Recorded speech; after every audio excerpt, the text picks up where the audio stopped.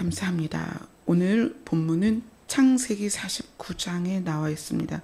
창세기는 50장으로 되어 있고요. 우리가 늘 새해에 일독을 해야지라고 마음 먹고 여는 것이 창세기죠. 그러니까 세상을 여는 책이기도 하고 성경을 열 때 첫 권이기도 하고 우리가 새해를 다짐할 때 창세기를 처음 보죠. 창세기가 어떤 책일까요? 이름 그대로 세상을 열어가는 하나님께서 세상을 어떻게 오픈하셨는지 그 다음에 어떻게 세우셨는지 그 그림들이 아주 상세하게 그려져 있는 것이 창세기입니다. 창세기라는 책의 제목을 잘 설명한 게 창세기 2장에 나와요. 한번 볼까요? 창세기 2장 4절입니다.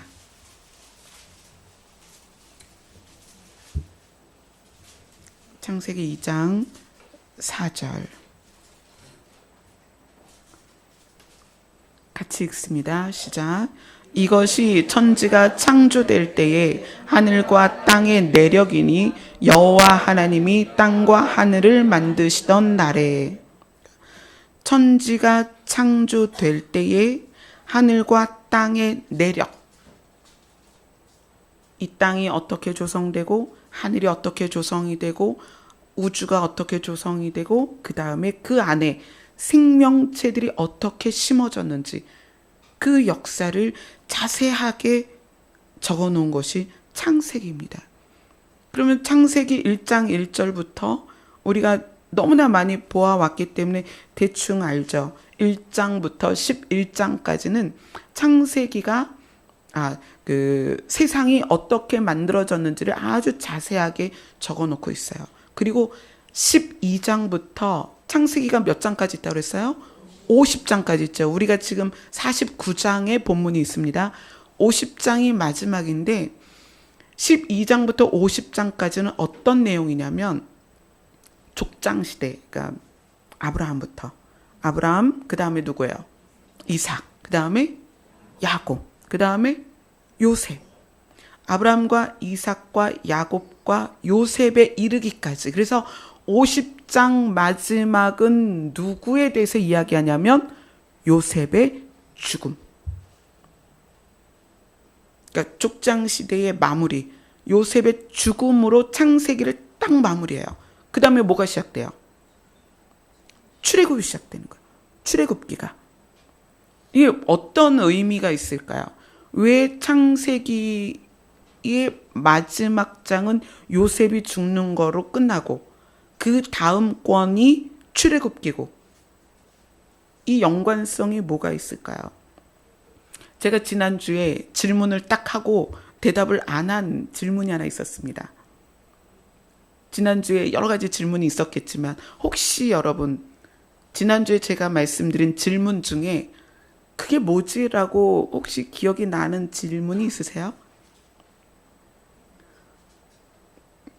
안 나오니까 제가 말씀을 드릴게요. 왜 하나님은 당신의 아내를 애굽에서 세우셨을까? 그 질문 기억나세요?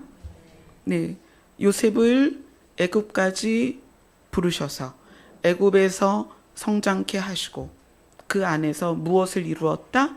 하나님의 아내 이스라엘을 이루었다. 근데 창세기는 세상을 열어가는, 세상을 조성하는, 세상을 완벽하게 세팅하는 그 그림부터 시작해서 어떤 내용으로 끝나냐면 창세기는 요셉의 죽음으로 끝나요. 그러니까 요셉의 죽음은 뭐냐면 요셉이 할 일을 다 했다는 거야. 요셉의 사명이 뭘까요, 그러면? 하나님의 아내를 시작시키는 존재였던 거예요. 그게 요셉의 사명입니다. 그 요셉의 사명이 애굽에서 이루어졌고 요셉은 죽는 것으로 창세기가 마무리되는 거예요. 그러면 이제 지난주에 제가 여러분에게 드렸던 질문. 하나님은 왜 당신의 아내를 애굽에 만드셨을까? 왜 애굽에서 조성시켰을까? 그냥 처음부터 가나안에서 시작했으면 젖과 꿀이 흐르는 그 아름다운 땅에서 당신의 아내를 예쁘게 가꾸면 되잖아요. 이스라엘을 향하여 넌 나의 아내다. 그럼 그 아내를 하와처럼 어떻게 에덴 같은 곳에서 자기의 민족을 일으키시면 되잖아요. 근데 그렇지 않거든요. 왜 그럴까요? 자, 디모데전서 한번 봅시다.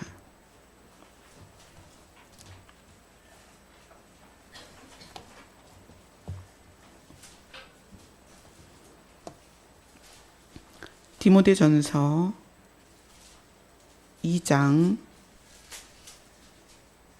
12절부터 15절입니다. 같이 읽겠습니다. 시작. 여자가 가르치는 것과 남자를 주관하는 것을 허락하지 아니하노니 오직 조용할지니라. 이는 아담이 먼저 지음을 받고 하와가 그 후며 아담이 속은 것이 아니고 여자가 속아 죄에 빠졌습니다. 그러나 여자들이 만일 정숙함으로써 믿음과 사랑과 거룩함에 거하면 그의 해산함으로 구원을 얻으리라. 아멘. 요 부분은 정말 비밀이 많이 있어요. 자, 여기서는 그러죠. 여자가 가르치는 것, 남자를 주관하는 것. 그러니까 가정 안에서 아내가 남편의 그 주권을 빼앗는 것을 허락하지 않습니다. 가정 안에서 남편이 머리이고 주권자다. 이걸 이야기하는 거예요. 그래서 남편을 가르치려고 하지 말고 남편을 주관하지 말아라. 그러면서 이는 왜냐 하면 이유를 얘기하는 거예요. 아담이 지음을 받고 아내가 지음을 받았어요. 왜? 같이 행복하게 도와주면서 살으라고 지음을 받았는데 아내가 어떻게 했어요? 14절에 보면 여자가 속아 죄에 빠졌다. 그래서 여자가 속아서 남편을 죄에 빠뜨렸죠. 그래서 이 두 사람이 어떤 상태가 됐어요?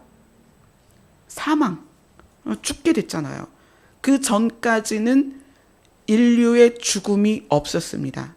인류라고 해봐야 아담과 하와밖에 없었지만 그들에게 죽음이 없었습니다. 그런데 돕는 배필로 무슨 얘기예요? 살리라고 같이 연합하라고 아내를 세워줬는데 아내가 속아서 죄에 빠져서 남편에게 선악과를 먹게 하고 둘 다 죽게 됐다는 거예요. 그래서 자기의 역할을 못했기 때문에 이 아내 입장에서는 남편을 죽게 한 존재이기 때문에 가정의 질서 안에서 하나님이 이렇게 질서를 세우셨습니다. 아내는 집에서 살림을 해라. 그래서 제가 말씀드렸죠. 살림이 뭐다? 살리는 거다. 남편을 살리는 거다. 그래서 여러분 여기 계신 여자분들 집에서 뭐 하셔야 돼요? 남편 살리셔야 돼요. 그게 우리의 사명입니다. 왜? 하와가 남편을 죽였거든. 이건 뭐 명확한 사실이에요. 하와가 남편을 죽였기 때문에 하나님이 네가 남편 죽였잖아. 이제부터 네가 살려. 그래서 여자들이 뭐 하는 거예요? 살림을 하는 거예요. 집에서 남편에게 육신의 음식을 공급하고 편안하게 쉴 수 있게 하고 그래서 살리는 거야. 아내는 남편을 살려야 됩니다. 그게 살림이에요. 그래서 거기에 이제 태어난 아이들까지 해서 가정을 살리는 몫은 누구다? 아내다. 자, 그런데 여기서 또 그 다음 구절에 15절에 우리가 보면 여자가 만일 정숙함으로 믿음과 사랑과 거룩함에 거하면 그의 해산함으로 구원을 얻으리라. 하나님께서 창세기를 통해서 처음 계획은 완벽한 에덴에서 죄가 없이 사망이 없이 사람이 사는 게 하나님이 목표로 하신 거예요. 그렇지만 사람들이 죄에 빠졌잖아요. 그래서 죽게 됐어요. 이제 이 사람을 살려야 되잖아요. 살리는 방법에 있어서 여자가 해산함으로 살 수 있는 구도를 만들어 놓으셨어요. 그러니까 아내가 남편을 죽였기 때문에 남편을 살리는데 이 아내가 자녀를 낳음으로 해서 남편이 자기의 사랑을 증명해 보이고 이제 너는 내 아내야 라고 인정되어지는, 생명을 낳음으로써 인정되어지는 구도가 우리의 구원의 역사 안에서는 어떻게 이루어지냐면 예수 그리스도를 여자에게 태어나게 했다는 거예요. 남자의 씨가 들어가지 않은 순수한 여자에게서 아들을 낳고 그 아들을 낳음으로 해서 어떻게 돼요? 구원을 얻으리라. 하나님은 창세기부터 계시록까지 이 내용 안에서 하나님은 남편이다, 너희는 아내다. 예수님은 신랑이다, 너희는 신부다. 계속 그 얘기를 하셨어요. 그러면서 여기에서도 아담이 먼저 지음을 받았고 하와가 나중에 지음 받았는데, 나중에 지음 받은 하와가 남편을 죄를 짓게 해서 너희가 죽었어. 그러니까 여자는 이제 남자를 주관하면 안 돼. 주도권을 가질 수 없어. 그렇지만 여자가 살 수 있는 유일한 방법이 있는데 뭐 때문에? 해산하는 것 때문에 살 수 있다는 거야. 그러니까 우리가 누구죠? 신부란 말이에요. 예수 그리스도의 신부예요.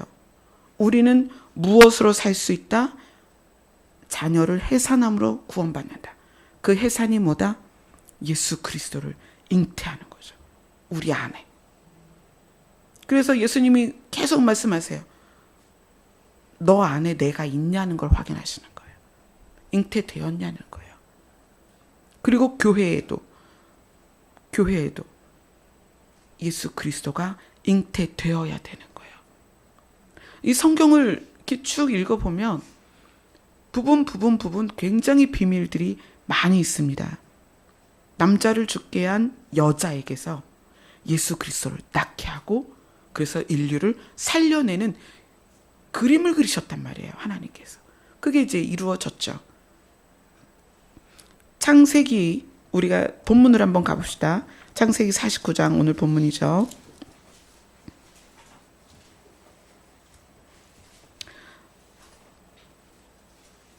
창세기가 마무리되고 출애굽이 시작될 때 우리는 그 애굽에서 탈출하는 자들이 누구인가? 이스라엘이다. 그 이스라엘이 누구다? 하나님의 아내다. 왜 하나님은 당신의 아내를 젖과 꿀이 흐르는 가나안에서 조성하지 않고 애굽에서 조성하셨는가? 하나님의 아내라는 자리, 예수 그리스도의 신부라는 자리가 죄와 사망 가운데 있기 때문에 그래요. 우리 자신이 세상에서 태어날 수밖에 없거든요. 그렇죠? 대대로 하나님의 구원의 약속이 성취될 우리는 계속 세상에서 태어나요. 계속. 애굽에서. 하나님은 그걸 아시기 때문에 세상에서 태어나야 할 당신의 신부를 살려내기 위해서 역사를 조성하실 때 당신의 아내를 애굽에서 태어나게 하셨어요. 그리고 애굽에서 어떻게 가나안까지 가는가를 너무나 자세하게 성경 구약에서 너무나 자세하게 보여주세요. 그 이야기는 지금 예수님이 초림하신 지 2000년이 지난 지금 우리에게도 이 출애굽, 세상에서 하나님 나라까지 가야 되는 여정을 살아야 하는 그리스도의 신부들에게 자세히 그걸 설명하기 위해서 하나님이 하나님의 아내를 직접 애굽에서 조성하셨다는 거예요. 당신의 신부를 살려내는 방법을 자세히 알려주기 위해서. 그래서 우리는 성경을 통해서 우리의 길을 알 수가 있는 거예요. 어떻게 하면 되겠구나. 야, 하나님의 아내 이스라엘이 애굽에서 탈출하면서 가나안에 이르기까지 이런 일이 있었구나. 그러면 애굽 같은 세상에서 사는 우리가 예수 그리스도의 신부로서 가나안이라고 불리는 하나님 나라까지 가는 여정을 어떻게 가야 될지를 출애굽기를 통해서 우리는 자세히 볼 수 있는 거예요. 그래서 하나님은 당신의 아내를 애굽 땅에서 키워내십니다. 애굽 땅에서 키워내세요. 그리고 장성하게 해서 때가 되었을 때 그곳을 나오게 해서 가나안까지 가게 하죠. 그리고 그것을 성경에 기록하셨습니다. 그리고 수천 년이 지난 지금 우리에게 보고 적용하라고 말씀하시는 거예요. 너희가 예수 그리스도의 신부다. 너희는 이스라엘처럼 어디로 가야 된다? 약속의 땅으로 가야 된다. 그 여정을 가는 것이 쉽지 않습니다. 우리 지식으로서는 알 수 없는 길이에요. 그 길을 잘 갈 수 있도록 하나님은 성경을 통해서 우리에게 가르쳐 주시는 거예요. 그래서 이스라엘이 먼저 그 길을 갔고 이제 우리는 예수 그리스도의 신부로서 그 길을 가는 것입니다. 그래서 여러분들이 세상을 살면서 당하는 모든 내용의 고난과 고민이 성경 안에 다 들어있어요. 그리고 그곳에 갈 수 있도록 하나님께서 정확하게 인도를 하십니다. 그러면 이제 창세기 우리가 49장을 오늘 본문으로 택하고 있는데 창세기 50장 마무리를 통해서 하나님은 당신의 아내가 애굽 땅에서 성장할 수 있는 모든 기반을 완벽하게 만드셨습니다. 그리고 49장은 어떤 내용이냐면 야곱이 죽기 전에 자기 아들들에게 기도를 합니다. 유언을 남기는 내용이에요. 그러니까 이스라엘의 12지파가 있는데 이 12지파들에게 야곱이 각각 분기대로 또 사명대로 또 삶대로 특성대로 쭉 기도를 해줍니다. 그건 뭐냐면 애굽에서 나오는 하나님의 아내인 이스라엘이 가지고 있는 특성들과 앞으로 일어날 일들을 함축해서 예언을 해주는 거예요. 그 이야기는 우리가 예수님의 신부로서 이 땅에서 살아가는데 이 12지파에 속한 속성들이 개개인에게 다 있습니다.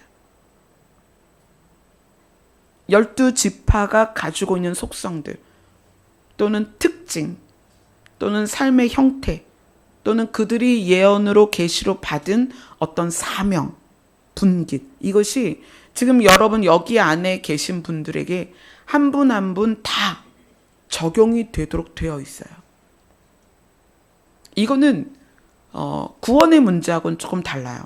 자, 성격이 급하다. 또 성격이 차분하다. 노래를 잘한다. 싸움을 잘한다. 전쟁에 능하다. 이런 것들이 구원하고 상관 있는 내용이 아닙니다. 개인의 특성이에요. 그래서 그것이 가나안에 들어갈 때 땅을 차지하죠.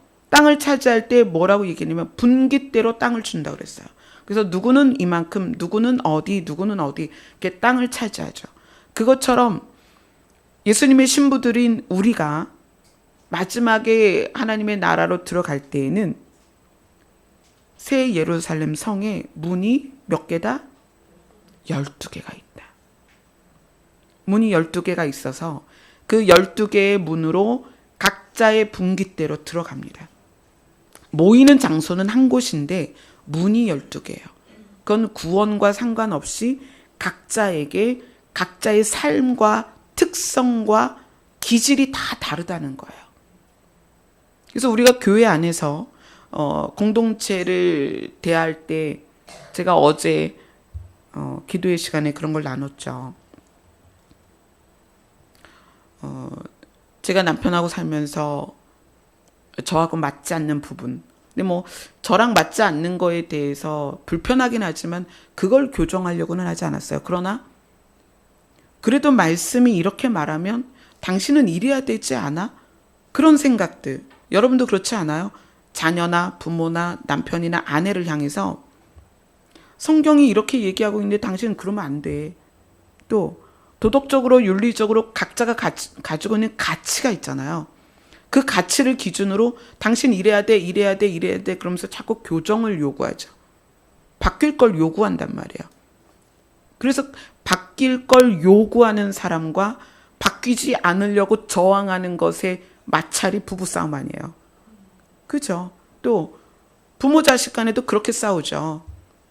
부모의 가치관에 의해서 자녀들이 게임하는 건 큰일 나는 거야.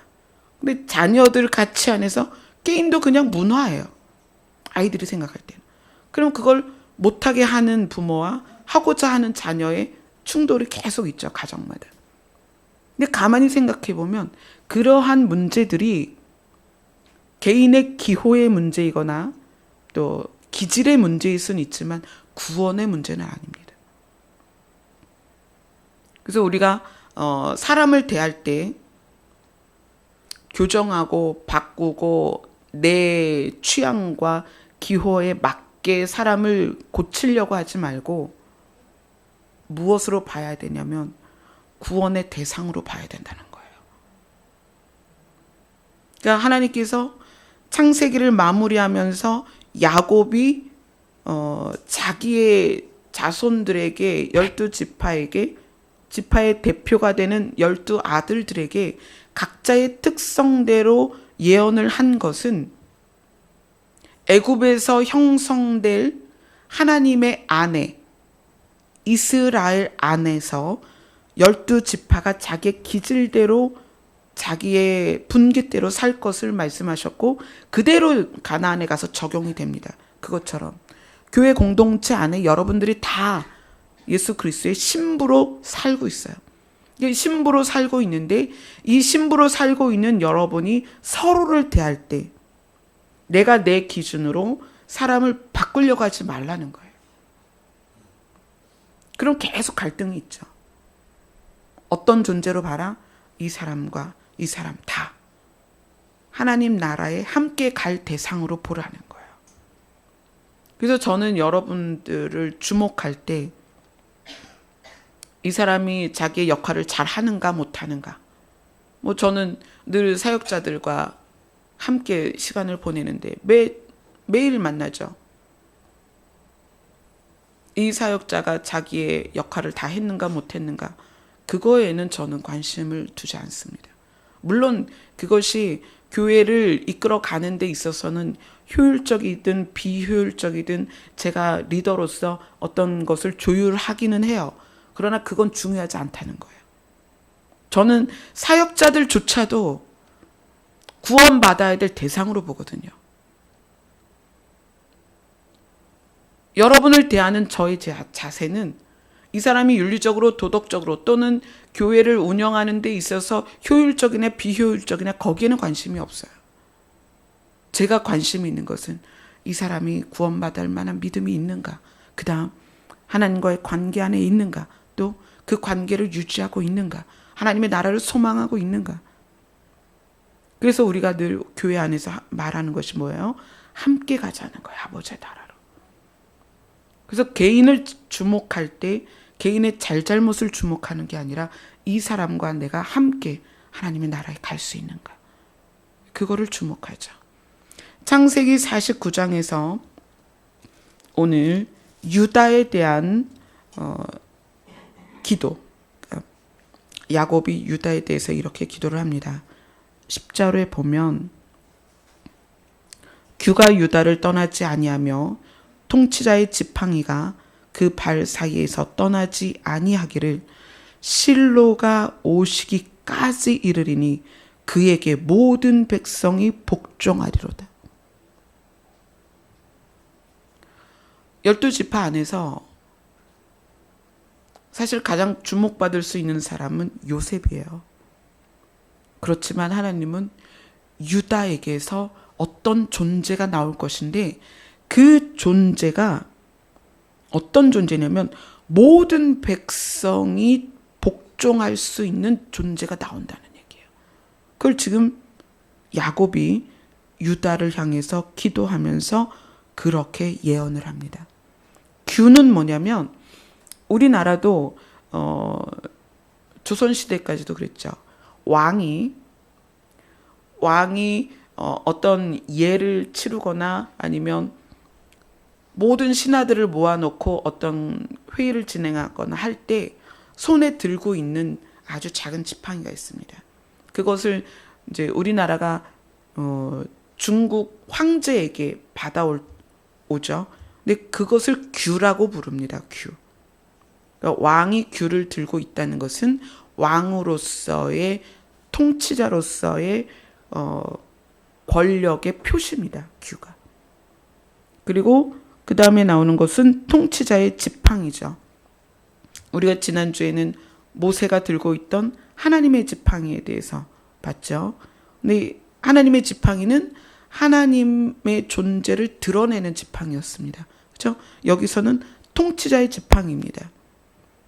도대체 유다는 왜 이러한 예언을 받았을까? 규가 유다를 떠나지 아니하고 통치자의 지팡이가 그 발 사이에서 떠나지 아니하고. 근데 이거는 함께 나누려면 시간이 너무 많이 걸리니까 예수님이 왜 유다 지파로 오셨는지는 또 자세하게 나눌 때가 올 것입니다. 그러면 그 말미에 또 뭐라고 얘기하냐면 규와 통치자의 지팡이가 떠나지 않을 것인데 언제까지? 실로가 오시기까지. 실로가 누구일까요? 실로가 오시기까지 규와 지팡이, 통치자의 지팡이가 그 발 사이에서 떠나지 아니할 것인데 실로가 오시면 모든 백성이 그에게 복종할 거라는 거예요. 그 실로가 누구냐는 거예요. 근데 실로를 사람의 이름으로 사용해서 사람으로서 성경에서 잘 얘기하지 않습니다. 그래서 이 성경을 해석하는 사람들이 실로라는 존재가 있긴 있는데 대단한 존재네. 모든 백성이 그에게 복종한대. 그럼 그는 누굴까? 이렇게 엄청난 이 사람은 누굴까? 나중에 이 실로를 어떻게 해석하게 되는 거예요? 예수 그리스도로 해석하게 되는 거죠. 왜냐하면 예수 그리스도가 유다 지파에서 태어나셨거든요. 그리고 그분이 구원의 사역을 다 이루시고 승천하셨고 그분에 대하여 신약 성경에 조밀하게 조명이 됐죠. 그래서 이 실로를 예수 그리스도구나, 그분이구나, 장차 오실 메시아라고 알게 된 거죠. 자, 이 실로에 대해서 민수기에서 약간의 설명이 있습니다. 민수기 24장으로 갑니다.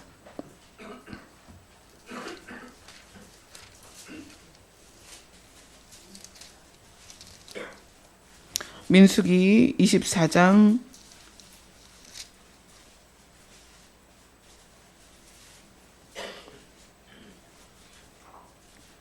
17절입니다. 17절입니다. 민수기 24장 17절 같이 읽습니다. 시작. 내가 그를 보아도 이때의 일이 아니며 내가 그를 바라보아도 가까운 일이 아니로다. 한 별이 야곱에게서 나오며 한 규가 이스라엘에게서 일어나서 모압을 이쪽에서 저쪽까지 쳐서 무찌르고 또 셋의 자식들을 다 멸하리로다. 이건 이제 환상 가운데 발람이 환상 가운데 이것을 보고 이야기를 하는 거예요. 내가 환상 가운데 그를 보니까 지금 세대 사람도 아니고 지금 일어날 일도 아니야. 먼 장래에 한 별이 야곱에게서 나오고 이스라엘을 통치하게 될 것이고 규가 통치자의 표시잖아요. 그리고 그가 적을 다 멸할 것이다. 이런 내용이 오늘 실로에 대해서 약간의 보충 설명이 되는 거죠. 그럼에도 불구하고 실로는 누구인지를 사람들은 알 수가 없었습니다.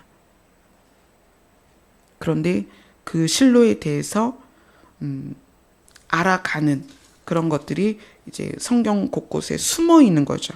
우리는 그러면 이제 숨어 있는 실로에 대해서 찾아보는 거죠. 실로는 지명으로 성경에 나와 있습니다. 지명. 사람의 이름보다는 지명으로 실로라는 것이 성경에 더 많이 등장합니다. 근데 이 지명으로서의 실로를 뭐라고 설명하고 있냐면 안식의 장소다 이렇게 얘기해요. 그 실로라는 곳을. 자, 이 실로라는 것은 하나님께서 애굽에서 자기의 아내 이스라엘을 끌어내서 가나안 땅에 들여보내고 가나안 땅에 자기의 그 분깃대로 땅을 차지하게 하고 그 다음에 이스라엘 무리의 맨 앞에 가장 중요하게 갔던 것이 뭐라고 생각하세요?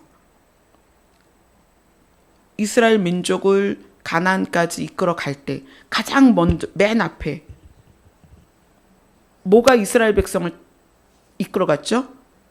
법궤요, 법궤. 그 법궤를 가나안에 도착해서 놓은 곳이 실로입니다. 제가 예전에 법궤 안에 있었던 쌍난 지팡이, 또 만나, 또 뭐 있어요? 십계명. 이것이 왜 예수 그리스도인가를 설명을 해드린 적이 있어요, 설교로. 그거를 이제 못 들으신 분도 있을 텐데 그것들이 왜 예수 그리스도인가를 제가 자세하게 풀어드린 적이 있어요. 그런데 애굽에서 하나님이 당신의 아내인 이스라엘을 출애굽시켜서 그 모든 여정을 마치고 가나안에 도착했을 때 도착해서 그 법궤를 어디에 두었느냐? 실로에 두었다는 얘기예요. 그리고 그 실로를 어떤 장소다? 안식의 장소다라고 이름이 붙여진 거예요. 그러니까 이 실로라는 이름이 굉장히 많은 의미를 갖고 있는 거예요. 또 실로라는 명칭은 평안의 때 이런 해석도 있습니다. 평안의 때. 그래서 오늘 그 실로가 오시기까지 규와 통치자의 지팡이가 떠나지 아니할 것이고 실로가 오시면 모든 백성이 그에게 복종하게 되면 자 보세요. 평화는 언제 깨지냐면 복종하지 않을 때 깨집니다. 복종하지 않을 때 어떤 세력이 나타나는 거예요? 대적하는 세력이 나타나죠. 저항하는 세력이 나타납니다. 그래서 통치자에게 저항하거나 민족과 민족이 또는 부족과 부족이 부닥쳐서 전쟁을 일으키면 평화가 깨지는 거예요. 근데 실로가 오시면 모든 백성이 실로에게 복종하는 거예요. 그러니까 그 안에 뭐가 생겨요? 안식이 생기는. 또 평화가 이루어지는 거예요. 그게 실로라는 장소의 의미입니다.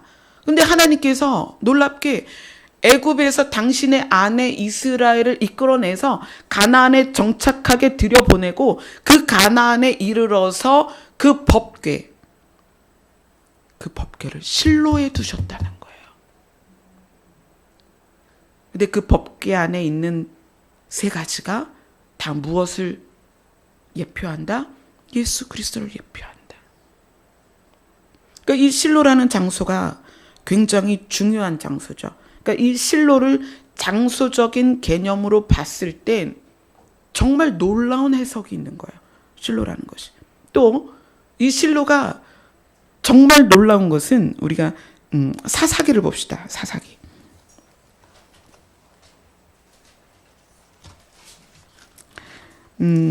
사사기의 마지막이에요.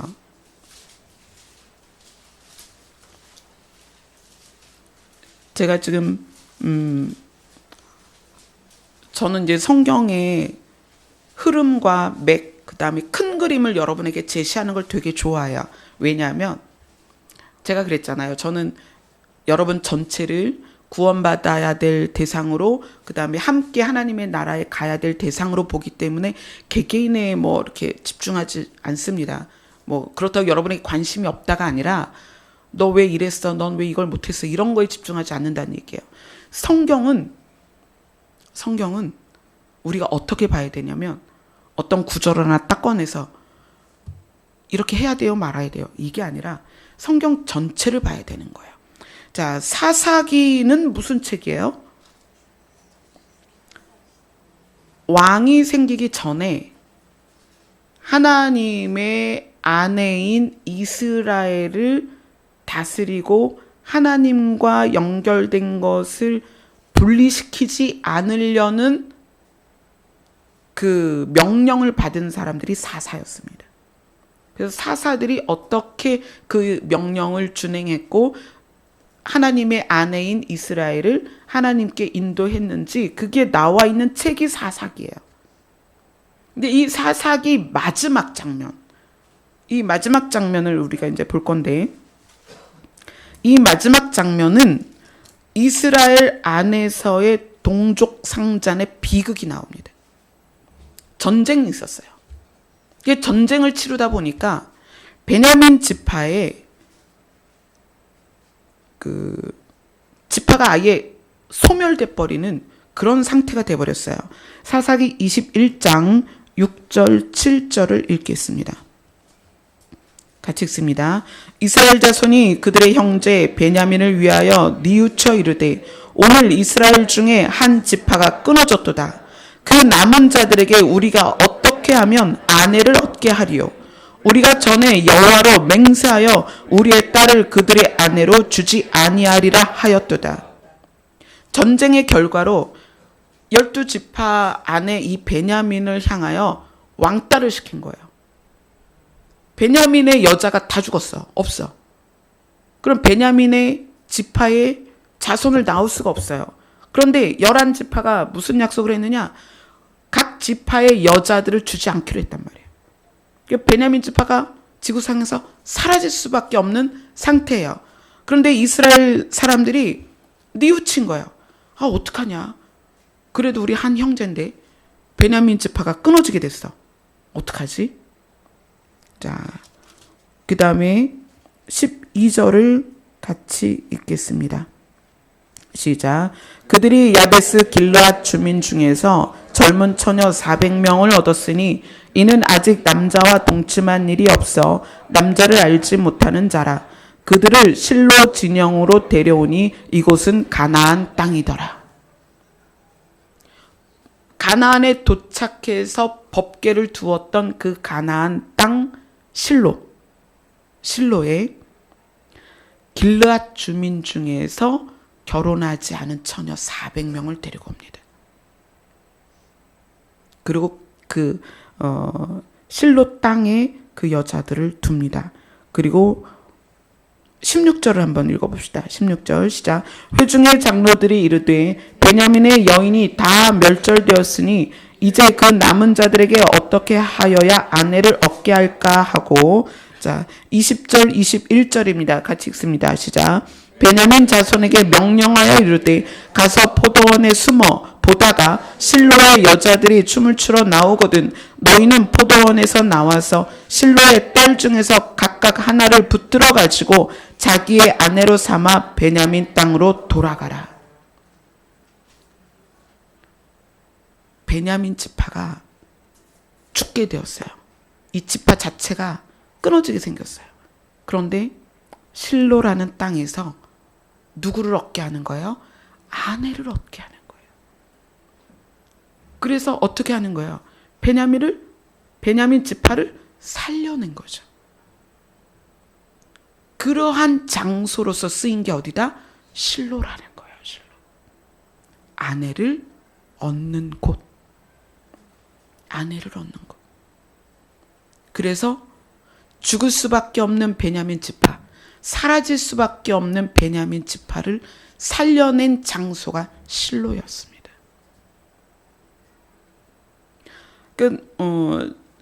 사사기 이 사사 시대의 그 사사기 마지막 장면이 아내를 얻는 것으로, 사라질 수밖에 없는 베냐민 지파가 살아나는 장면으로 사사기를 마무리하고 있다는 거예요. 하나님이 창세기를 열고 창세기의 마무리를 실로가 오실 것을 예언하면서, 그리고 당신의 아내가 애굽에서 형성될 수 있었던 미랄, 누구? 요셉이 죽는 것으로 창세기를 마무리하십니다. 그리고 사사들의 사역의 마무리를 어떻게 하느냐? 실로에서 사라질 수밖에 없는 베냐민에게 아내를 취하는 모습으로 마무리를 하세요. 우리는 하나님이 어떤 관점으로 보냐면 너 오늘 거짓말했어 안 했어? 너 오늘 누구 미워했어 안 했어? 이 관점이 아니에요. 내가 너를 사랑한다. 함께 가자. 나의 집으로 함께 가자. 내가 너를 살릴 것이다. 그래서 이 예수님이 하신 말씀들을 보면 다 뭐냐면 하나님을 보라는 거예요. 하나님의 나라를 소망하라는 거예요. 천국을 보라는 거예요. 예수님 자신이 나를 보라는 거예요. 우리가 이 땅에서 살면서 얼마나 많은 일에 마음을 빼앗기고 흔들리고 좌절하고 고통스럽습니까? 제가 금요일 날도 잠깐 나눴고 어제 중보 기도 시간에도 여러분들하고 나눴습니다. 이 한 주간 정말 힘들었다. 그래서 자꾸 시선이 빼앗기는 거예요. 이런 걸로 고민하고 저런 걸로 고민하고, 심지어는 금요일 날 평상시에 기도하러 오시던 분들의 반밖에 안 나오신 거예요. 그래서 제가 강단에서 기도하면서 하나님, 제가 분명히 뭔가 잘못이 있나 봐요. 성도가 이렇게 안 왔어요. 금요 기도회를 해야 되는데 평상시보다 반밖에. 오늘 웃으시는 분들 중에 안 오신 분들이 지금 웃고 계시는 거야. 근데 하나님께서 그러시는 거야. 나에게 집중해라. 성도가 많이 오고 많이 오지 않고를 내가 함께하고 함께하지 않고로 보지 말라는 거예요. 그래, 너에게 주중에 많은 일들이 있었어. 그것이 내가 너와 함께하는 것과 함께하지 않는 것이냐? 그게 아니라는 거예요. 뭐죠? 우리가 살면서 많은 일들을 경험하는데 그것이 하나님이 함께하면 좋은 일만 있고 하나님이 함께하지 않으면 나쁜 일만 있고, 그렇지 않다는 거예요. 너희들에게 무슨 일이든 있을 수 있다는 거예요. 그런데 무엇을 주목해라? 나를 봐라. 집중할 것에 집중해라. 나를 집중해라. 이런저런 것에 흔들리지 말고 이런저런 것에 낙심하지 말고 나를 보라는 거예요. 성경은 창세기도 그렇고 사사기도 그렇고 모든 성경이 뭐에 집중하게 하냐면 오실 실로에 집중하게 한다는 거예요. 그래서 오늘 말씀이 실로가 오시기까지 그러할 것인데 실로가 오시면 모든 백성이 그에게 복종할 것이다. 실로가 오시면 여기가 안식의 땅이 될 것이고 너희는 평안히 거하게 될 것이다. 그러니까 실로가 오시는 거에 대해서 집중하라는 거예요. 지금 우리 교회에 오신 분들은 다 예수 그리스도의 다시 오심에 집중된 마음으로 여기에 계십니다. 예수 그리스도의 다시 오심이 어떤 의미인가? 이 실로라는 장소가 구약에서 실로아라는 장소로 다른 이름이 또 있어요. 이 실로아라는 곳은 기온샘, 그러니까 물의 기혼이라는 샘에서 흐르는 물이 실로아에 모여요. 그래서 거기서 샘을 이룹니다. 그런데 그렇게 실로아라고 불리는 샘이 어디에 있냐면 예루살렘에 있어요. 그리고 아까 우리가 나눴던 실로는 예루살렘 위에 있습니다. 지명이 비슷하지만 다르죠. 근데 스펠링이 같아요. 실로아, SH로 나갑니다. 그런데 이 실로아가 구약에선 실로아로 불렸는데 신약 시대에 와서는 뭐라고 불렀냐면 실로암 이렇게 불립니다. 실로암은 여러분 잘 아시죠? 그죠? 그 실로암을 한번 볼까요? 요한복음으로 갑니다. 요한복음 9장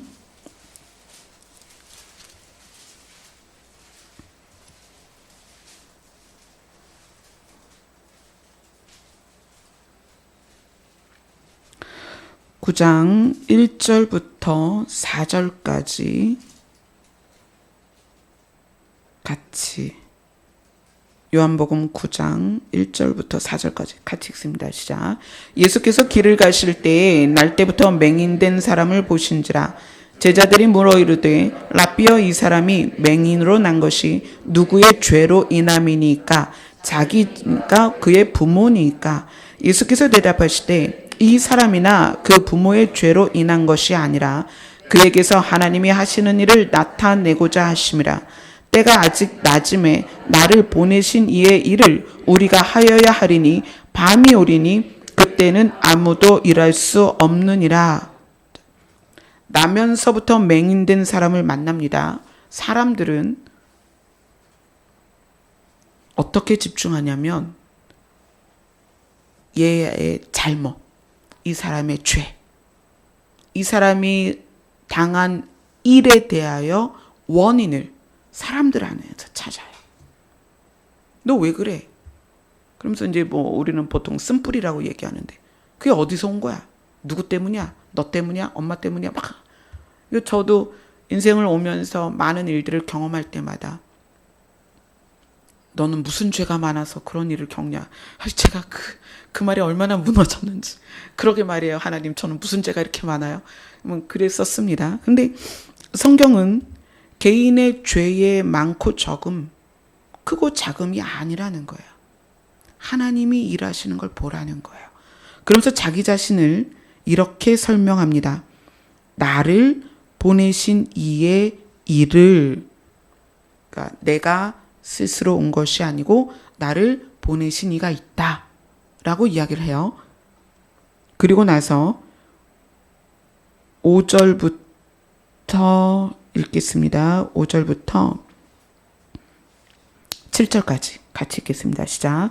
내가 세상에 있는 동안에는 세상의 빛이라 이 말씀을 하시고 땅에 침을 뱉어 진흙을 이겨 그의 눈에 바르시고 이르시되 실로암 못에 가서 씻으라 하시니 실로암은 번역하면 보냄을 받았다는 뜻이라.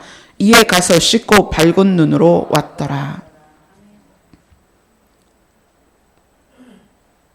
실로가 오시면 어떻게 될 것이다? 안식을 얻을 것이다. 평안하게 될 것이다. 그래서 유다의 예언을 통하여 유다 지파는 실로를 기다리기 시작합니다. 야, 우리 지파에게서 12지파가 있는데 우리 지파 안에서 실로가 오는데 그 실로가 오시면 모든 백성이 그에게 복종한대. 유다 지파 안에서는 이게 얼마나 큰 화제거리겠어요. 그렇지 않아요? 우리 지파 안에서 그런 존재가 나타난대. 대단한 왕이 나타나나 봐. 대단한 지도자. 결국 그분이 메시아였죠. 그런데 그 실로를 하나님이 보내셨어요. 오늘 보니까 나를 보내신 이의 일을 해야 한다.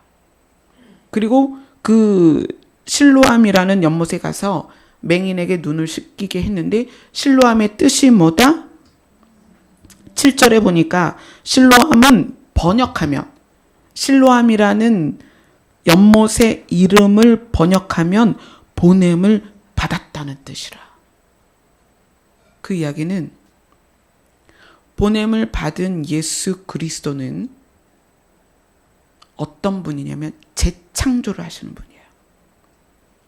처음 하나님이 이 창세기를 열어가시기 전에 성부 하나님, 성자 하나님, 성령 하나님 이 세 분이, 세 하나님이 세상을 창조하시잖아요. 그죠? 창조하셨지만 그 안에 뭐가 생겼냐면 사람의 자유의지에 의해서 죄가 시작이 됐습니다. 다 죽게 됐어요. 그래서 하나님은 약속하시는 거예요. 내가 실로를 유다 백성에게 보낼 거야. 그가 오면 모두가 평안을 얻고 모두가 안식하게 될 거야. 근데 예수님이 예루살렘에서 맹인을 만나는데 그 맹인을 실로암으로 보냅니다. 근데 실로암의 뜻이 뭐다? 보냄을 받은 자. 그리고 당신이 자기를 그렇게 소개합니다. 나를 보내신 이의 일을 이제 해야 한다. 맹인의 눈에 진흙을 발랐다는 것은 우리가 처음 태초에 하나님이 천지를 창조하실 때 예수님이 그 장면을 보신 거예요. 하나님께서 직접 진흙으로 사람을 만들었죠. 흙덩이를 이렇게 해서 사람을 탁 만들어 놨는데 얘가 움직여요, 안 움직여요? 사람을 딱 만들어 놨으니까 그 형태는 있었겠죠. 눈도 있고 코도 구멍을 뚫었겠고 귓구멍도 뚫었겠고 팔다리도 만들었겠죠. 근데 얘가 움직이질 않아요. 눈이 있을 때 보지 못하고 귀가 있을 때 듣지 못하고 입이 있을 때 말하지 못하는 존재였단 말이에요. 근데 그 존재를 흙으로 만들어 놓고 하나님께서 무엇을 불어 넣으셨어요? 생기, 당신의 영의 조각을 그에게 넣어주셨다는 얘기예요. 그랬더니 그가 생명이 된지라. 살아났다는, 생명이 그에게 들어갔다는 거예요. 그래서 예수님이 나면서 맹인된 자를 그 자리에서 그냥 고치실 수도 있는데 실로암으로 가서 씻으라는 것은 하나님께로부터 보내심을 받은 자를 너희가 만나야 살아난다는 얘기예요. 하나님께서 천지를 창조하실 때 만든 사람의 과정, 흙덩어리, 진흙덩어리가 살아 움직인 것은 하나님의 영이 그에게 들어갔을 때예요. 그 창조 역사를 예수님은 직접 함께 하셨잖아요. 그걸 보셨잖아요. 그러면 나면서부터 맹인된 자는 생명력을 잃은 사람이에요. 눈은 있을 때 보지 못하는 자입니다. 그를 살릴 수 있는 방법이 뭐예요? 하나님의 생명이 그에게 들어가야 됩니다. 볼 수 없는 눈이 떠질 수 있는 유일한 방법은 하나님의 생명이 그에게 들어가야 되는 거예요. 그럼 하나님의 생명이 어떻게 들어가느냐? 예수 그리스도로 말미암는 거죠. 근데 그 예수 그리스도를 증명하는 그것이 뭐냐면 실로암 연못의 이름의 해석입니다. 뭐예요? 보냄을 받았다. 하나님께서 살리라고 보내신 사람이 예수 그리스도입니다. 그래서 이 실로가 오시기까지라는 제목 안에 우리는 실로가 누구인가? 예수님이라는 걸 알 수가 있는 거예요. 예수님 자기 자신이 보냄을 받았다. 그래서 보냄을 받은 나로 말미암지 않고는 너희가 살 수 없다는 것을 나면서 맹인된 자에게 진흙을 발라주고 태초에 너희들이 이랬다는 거예요. 진흙 덩어리였고 눈은 있을 때 볼 수 없었던 존재들이었다. 그러나 너희가 하나님의 생명이 들어가서 산 것처럼 이제는 보냄을 받은 자의 생명이 들어가야 산다는 거예요. 그것이 예수 그리스도 당신입니다. 자기 자신이에요. 그런데 그것을 창세기를 마무리하면서 하나님께서 우리에게 약속을 주신 거예요. 내가 보낼 자가 있다. 그가 오면 너희들이 안식을 얻을 것이다. 예수님이 초림하셔서 우리 모두가 안식을 얻을 수 있는, 평안을 얻을 수 있는 모든 일을 마무리하셨습니다. 그리고 승천하시면서 뭐라고 말씀하세요? 내가 다시 올 거야. 무엇을 마련하고? 너희의 거처를 마련하고. 그래서 예수님이 우리를 데리러 오실 거고 우리를 데리고 그 장소로 갈 것입니다. 자, 실로라는 장소가 어떤 곳이다? 안식의 장소다. 실로라는 장소가 어떤 곳이다? 평안의 때, 평안을 얻는 장소입니다. 그리고 예수를 예표하는 법궤를 가나안에 도착하자마자 두었던 곳이 어디다? 실로였다는 거예요. 그러면 예수님이 오셔서 우리를 데리고 가는 장소, 그 장소에 우리가 예수님과 함께 가면 우리는 거기서 완전한 안식을 얻게 되는 거죠. 네. 그래서 이 성경 안에서 퍼즐처럼 하나님은 모든 성경 66권에서 예수 그리스도를 지속적으로 이야기하십니다. 아내에 의해서 죽은 남편을 아내를 통해서 아들을 낳게 해서 살리시는 그 과정, 또 우리가 예수님의 신부로서 하나님의 아내인 이스라엘이 가나안까지 어떻게 갔는지 그 과정을 보여주기 위해서 하나님은 당신의 아내를 애굽에다 만드십니다. 예수님의 신부들은 전부 세상에서 태어나요. 그리고 우리는 다 약속의 땅으로 가야 합니다. 예수님이 약속하셨어요. 거처가 마련되면 와서 너희를 데리고 가겠다. 그 거처가 뭐예요? 안식의 땅입니다. 약속의 땅이에요. 그곳에 데려가시겠다는 거예요. 그러면 그 신랑이 와서 우리를 데려가기까지 우리의 인생의 여정을 어떻게 살 것이냐, 그것을 애굽을 탈출한 이스라엘 백성이 가나안에 도착하는 그 모든 여정 안에서 조밀하게 설명을 하고 계시다는 거예요. 성경은 그런 책입니다. 우리가 약속의 땅, 하나님의 나라, 안식의 땅까지 갈 수 있도록 돕는 것이 하나님의 말씀, 성경입니다. 우리는 그 어느 때보다도 개념적인 실로가 아니라 실제적 실로를 만날 시즌에 살고 있어요. 아멘. 이것이 누구에게는 두려운 사건이죠. 그렇지만 우리에게는 흥분되고 영광스러운 사건입니다. 그래서 우리가 교회 공동체 안에서 제가 추구하는 것이 뭐냐면, 일을 많이 만들지 않고 여러분에게 뭔가를 짐을 지우지 않고 좀 더 하나님께 집중하고자 하는 거예요. 여러분 각자가 하나님께 집중하고 저 자신도 하나님께 집중하고, 어떻게 하면 우리 공동체 모두가 실로가 오셨을 때 그분과 함께 안식의 땅으로 들어갈 수 있겠는가. 그게 저의 목회의 그림입니다. 물론 여러분들이 저를 사랑하셔서 이렇게 머리끝에서 발끝까지 꾸며주십니다.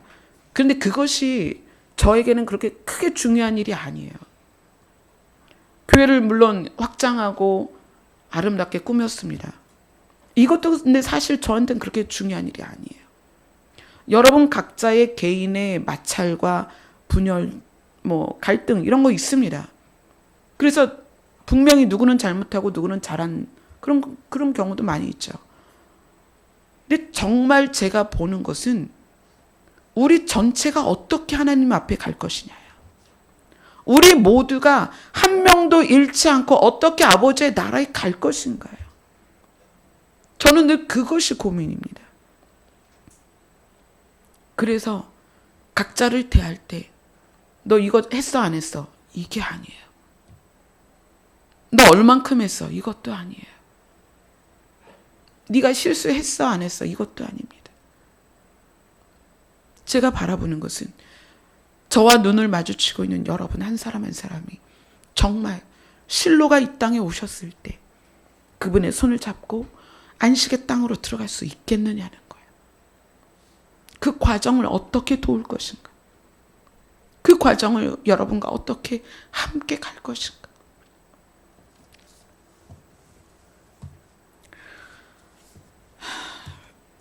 이제 월요일부터 금요일까지 제가 교회에 하루도 나오지 못합니다. 기도원에 들어가게 되고 이제 금식을 하게 될 건데,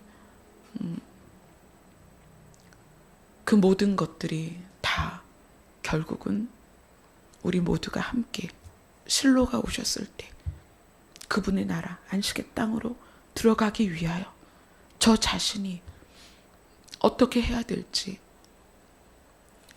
어떻게 여러분과 그 길을 함께 갈지 매 시간 하나님께 집중하지 않으면 방향을 잃어요.